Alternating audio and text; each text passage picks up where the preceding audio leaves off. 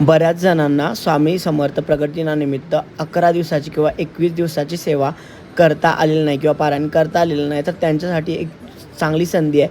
ती म्हणजे आपल्याला स्वामी चरित्र सारामृताचं पारायण तुम्ही करू शकता. 14 मार्च ते 20 मार्च तुम्ही 7 दिवसीय पारायण करू शकता. रोज संपूर्ण 21 अध्याय वाचला तरी तुमचं 7 पारायण पूर्ण होतात. आणि जर हे शक्य नसेल तर तुम्हाला या 7 दिवसामध्ये एक पारायण जरी तुम्ही केलात तरी पण चालू शकतं.